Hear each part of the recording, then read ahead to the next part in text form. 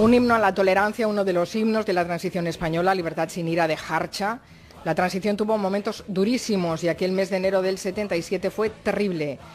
No había libertad, pero sí había mucha ira, también había mucho miedo. Hoy con Luis Rendueles y Manu Marlasca vamos a viajar a un tiempo de pistolas y tramas negras, porque se cumplen 40 años del asesinato de 5 abogados en un despacho de abogados laboralistas en la calle Atocha de Madrid.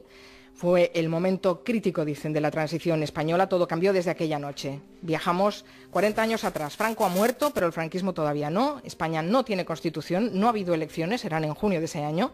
Tampoco se ha aprobado la ley de amnistía que permitía salir de prisión a miles de personas. El Partido Comunista era ilegal, sería legalizado unos meses más tarde, y en la policía y los servicios secretos españoles, casi todos compuestos por militares, había amplios sectores ultra. Así era, aquella semana de enero fue terrible, eran tiempos de muchas manifestaciones y protestas y mucho peores y mucho más violentas que las que vemos ahora. Además, la organización de extrema izquierda Grapo tenía secuestrado desde el mes de diciembre del año 76 al presidente del Consejo de Estado, Antonio María Oriol. La policía reprimía con dureza, con violencia extrema a veces, y también con algunos elementos que apoyaban de ultraderecha buscando sangre aquellas manifestaciones. El 23 de enero, uno de esos pistoleros de ultraderecha mata a un joven, Arturo Ruiz, un estudiante que participaba en una manifestación defendiendo la amnistía de los presos políticos, que también había presos políticos entonces. Y al día siguiente, un policía dispara un bote de humo y mata a otra estudiante, Mariluz Nájera, en la manifestación de protesta por la muerte, por el crimen de Arturo Ruiz. Ese mismo día, el día de la muerte de Mariluz, los Grapos secuestran al teniente general Emilio Villaescusa. Y ese día, el 24 de enero del 77, están en su despacho de la calle Atocha los abogados laboralistas, de los pocos que se dedicaban entonces a defender los derechos de los trabajadores. Poquísimos. Estos en concreto estaban vinculados al sindicato, a comisiones obreras y al Partido Comunista. Estaban muy amenazados por todos los elementos de ultraderecha de los que te hablaba Luis, y algunos incluso se hacían acompañar unos a otros hasta el metro del Sol, de la Puerta del Sol cercano, para evitar incidentes. Apoyaban a los trabajadores, se celebraban reuniones casi clandestinas en ese despacho, y uno de los hombres que acudía allí con frecuencia era Joaquín Navarro, un dirigente de comisiones obreras del transporte, que se había atrevido a desafiar la entonces autoridad mafiosa del Sindicato Vertical de Transportes, que era uno de los últimos reductos franquistas, y se desafió su autoridad organizando una huelga que paralizó prácticamente Madrid. Quédense con ese detalle del líder del Sindicato Vertical del Transporte. Aquella noche iba a ser la noche terrible de la matanza en Atocha. Varios pistoleros, luego veremos ese territorio tan negro, acuden armados al despacho de abogados. 2 de ellos suben y llaman. Preguntan por Joaquín Navarro, que no está porque ha bajado a una cafetería cercana, y abren fuego sobre 9 personas que están allí. Matan a 5, a Enrique Valdevira, a Luis Javier Benavides, a Javier Sauquillo, a Serafín Holgado y Ángel Rodríguez Leal. Y en el suelo quedan heridos Lola González Ruiz, Luis Ramos, Miguel Sarabia y Alejandro Ruiz Huerta. No estaban allí y se han salvado milagrosamente el sindicalista que tú decías, Joaquín Navarro, y la que hoy es, tanto tiempo después, alcaldesa de Madrid, Manuela Carmena. Efectivamente, debería estar ahí. Sí. Una reunión la llevó lejos de ese despacho. Exacto, fundadora y abogada de ese despacho en Atocha 55, por cierto, entonces embarazada de su hijo, y que estaba al lado, en Atocha también, en otro despacho de abogados. La policía inicia, después de los asesinatos, las pesquisas de lo que luego se llamaría el sumario 1377, y muy pronto acaban detenidos 3 jóvenes ultraderechistas bastante conocidos en Madrid. Son Fernando Lerdo de Tejada, Carlos García Juliá y José Fernández Cerrá. También cae detenido Francisco Corredera Albaladejo, que es el líder del Sindicato Vertical del Transporte, por instigar, por animar el crimen. Y también cae detenido un antiguo combatiente de la División Azul, la que fue a luchar con Hitler. Se llamaba Leocadio Jiménez Caravaca. Todos serán condenados luego en un juicio que se celebrará 3 años después, en 1980, en la recién nacida Audiencia Nacional. En aquel juicio ya faltó uno de los autores de los crímenes, el juez que había sido franquista, Rafael Gómez Chaparro, y Trillo Figueroa. Inició las investigaciones y dio un permiso increíble en 1979 a Fernando Lerdo de Tejada para que acudiera a la boda de un familiar, y el asesino no volvió hasta hoy. Eso es, Lerdo de Tejada huyó a Sudamérica y en su día concedió una entrevista a la revista Interview. Hablaba de que a él le dijeron que había que dar un escarmiento a alguien, no matarlo, y que él no subió al piso, que no subió al despacho de los abogados. La Audiencia Nacional condenaría a sus amigos, a García Juliá y a Fernández Cerrá, a 193 años de prisión. Juliá aprovechó otro permiso para fugarse en el año 94 y acabó detenido por narcotráfico en Bolivia, y antes de que fuera devuelto a España, tras la publicación de un reportaje en Interview, desapareció de la prisión de Palmasola, en Santa Cruz. El segundo pistolero que fue condenado, Fernández Cerrá, cumplió 15 años de cárcel en España, salió en libertad provisional, estuvo trabajando en algunas empresas vinculadas al sector de la seguridad en la provincia de Alicante. Y para lo que hoy llamaríamos el autor intelectual, para Francisco Albaladejo, del Sindicato Franquista del Transporte, le cayeron 73 años de cárcel, murió en prisión de hecho, y al Leocadio Jiménez Caravaca le cayeron 4 años, 2 meses y un día por facilitar una de las armas del crimen. Esta canción de Umberto Tozzi arrasaba en el 77 y Manu y Luis la han elegido para entrar en el territorio inexplorado de la matanza de Atocha, el que habla de un asesino italiano y las conexiones de los ultras con la policía y con los servicios secretos españoles. Esta semana la revista Interview regala un suplemento especial sobre esas tramas negras, con, por ejemplo, esas únicas imágenes de aquel juicio y las fotos del asesino italiano que ni siquiera fue detenido, que era Carlo Cicutini. Fue un trabajo que hicieron los compañeros de Interview de aquellos años tan difíciles, José Luis del Campo, José Luis Morales, Rosén Domènech, varios más. Y visto hoy resulta casi heroico, por ejemplo, que consiguieran hacer fotos dentro del juicio, ¿no? Son las únicas que existen de ese juicio y se regalan, como decías tú, con el número de esta semana de Interview. Se prohibió hacer fotografías. Lo que hicieron fue meter cámaras artesanales dentro de cajetillas de tabaco, con gelatina, hacían un agujero y disparaban una foto por cada cajetilla, ¿no? Aquellas fotos, un documento histórico, no pudieron ser siquiera firmadas por los autores, ¿no? Fotógrafos como Germán Gallego, porque si hubiesen firmado, su vida habría estado en peligro, su vida y su libertad.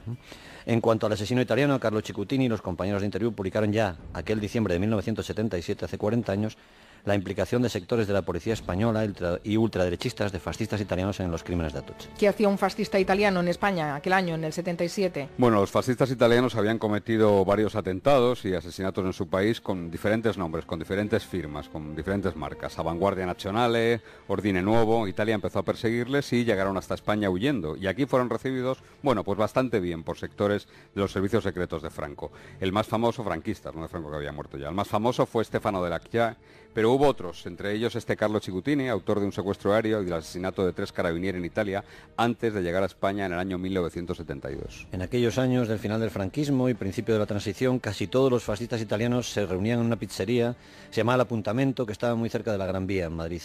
Colaboraban con servicios secretos y con policías españoles. Della Chiaia, que luego fue condenado por un atentado en la estación de Bolonia, en su país, en Italia, donde se causaron 85 víctimas en 1980, declaró al ser detenido en Italia que la policía española les había protegido a todos ellos hasta, casualmente, 1977, el año de la matanza de Atocha. ¿Y del tal Cicutini, que ese otro fascista italiano, que se sabe? Cicutini se hacía llamar Claudio, o el ingeniero, y estaba en Madrid la noche de la matanza de Atocha. Esa noche llamó por teléfono al líder ultraitaliano que estaba en Roma y le pidió ayuda para ocultar 2 Marietas, 2 subfusiles Ingram M10. Vamos a leer lo que dice un informe de los servicios secretos italianos, fechado el 3 de marzo del 87, 10 años después de la matanza de Atocha. Leo textualmente: debiera parecer emblemática, se refiere a su condición de terrorista y asesino, su aseverada participación en la conocida matanza de 5 abogados sucedida en el año 77 en el barrio de Atocha, en Madrid. Interview ya publicó la implicación de Cicutini en el año 80, 3 años después de los crímenes. El tipo, que vivía en España, denunció a la revista y perdió su demanda. Uno de sus compañeros fascistas detenidos delató su participación en la matanza de Atocha.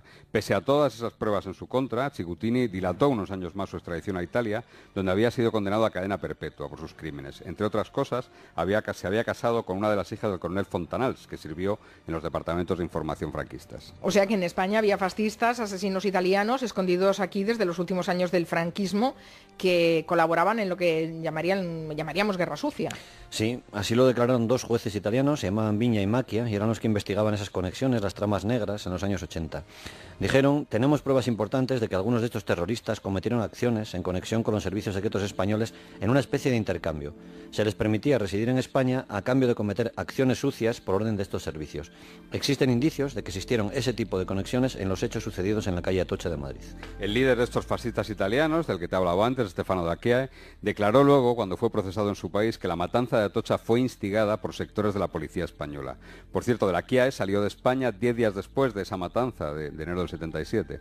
Sabe de lo que habla. Él fue uno de los pistoleros enviados por los servicios secretos españoles a Montejurra, en Navarra, en el año 1976. Allí había una disputa entre carlistas más cercanos a Franco, y los de izquierdas, digamos. Murieron allí 2 partidarios carlistas y aquel movimiento quedó desacreditado profundamente. Fue la liquidación del movimiento carlista. El juez que investigó, entre comillas, aquello fue Gómez Chaparro, el mismo que empezó a investigar esa matanza de Atocha y tuvo que ser relevado. La prueba de esas conexiones entre fascistas, esa internacional fascista, el terrorismo negro, decís que se llamaba, es otro crimen en Italia con un arma de los servicios secretos españoles. Parece increíble, pero sucedió así. Sí, está totalmente demostrado y aceptado por los dos gobiernos. El 10 de julio de 1976, terroristas fascistas italianos mataron a un fiscal que los perseguía, el fiscal Vittorio Corsio, en Roma. Lo hicieron usando una metralleta, una Marietta, como las que te decía Manu, su fusil Ingram M10. Esa metralleta, esa arma fue localizada y su número, su matrícula, era 2200981. Con esa matrícula se sabe quién la había fabricado una empresa de Estados Unidos, y también se sabe a quién se la había vendido, y había sido vendida a la Jefatura Superior de Policía de Madrid, de España. Las investigaciones revelaron que la policía había entregado esa y otras marietas, otras ametralladoras, a los servicios secretos fundados entonces por Carrero Blanco con el nombre de SECED. ¿Y habéis dicho que faltaba un arma en la matanza de Atocha por encontrar? Sí, los supervivientes hablaron de pistolones y de ráfagas de disparos. Una pistola Star, de eso está acreditado, fue la que usó García Juliá, y las investigaciones revelaron que Fernández Serrá pudo haber usado precisamente, pero no está claro, esto todavía no se pudo determinar con claridad, esa Marietta, ese subfusil Ingram M10. Nunca se confirmó. Debemos volver a Carlo Cicutini, cuando fue encarcelado en Italia, donde murió en el año 2010, víctima de un cáncer, reveló que había cometido acciones terroristas para el gobierno español bajo el nombre, bajo la marca de ATE, Antiterrorismo de ETA, una especie de franquicia del Batallón Vasco Español y el antecedente más inmediato de los GAL. Para que la gente no se pierda, sobre todo los más jóvenes, parece haber un hilo de sangre y de servicios secretos en todos los crímenes que han ocurrido en España en la transición hacia la democracia, ¿no? Por ejemplo, amigo de Cicutini, de este fascista italiano que vivió en España, que vivió y mató en España, era Jean-Pierre Chériz, que era un mercenario de origen argelino, que también estuvo en España. Chériz mató a varios etarras bajo el paraguas de grupos de las cloacas del Estado, y en 1984 murió en Francia cuando le explotó la bomba que él estaba preparando para matar a algunos jefes de ETA, ¿no?, que vivían allí en el sur de Francia.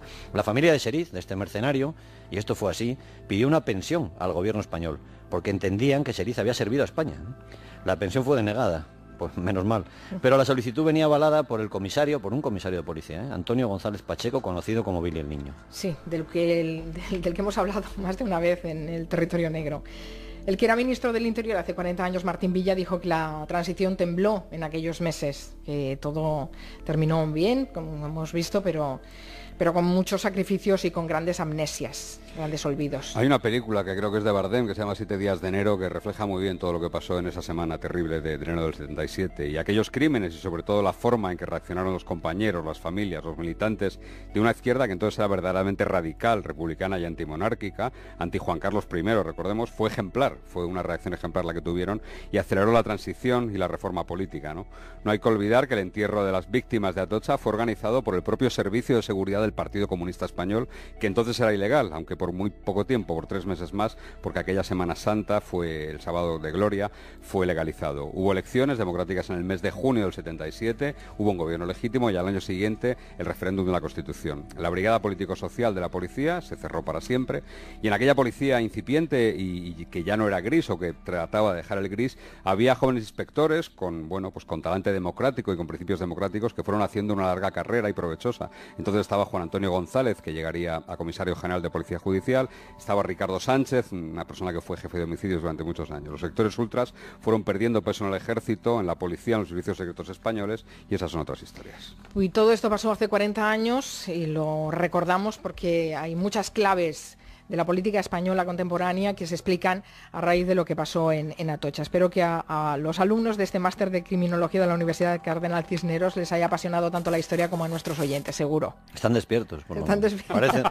Parecen despiertos. Y la hora es mala, para estar despierto. Gracias, Luis Rendueles, Manu Marlasca, gracias a los alumnos por su visita. Hablaremos con Julián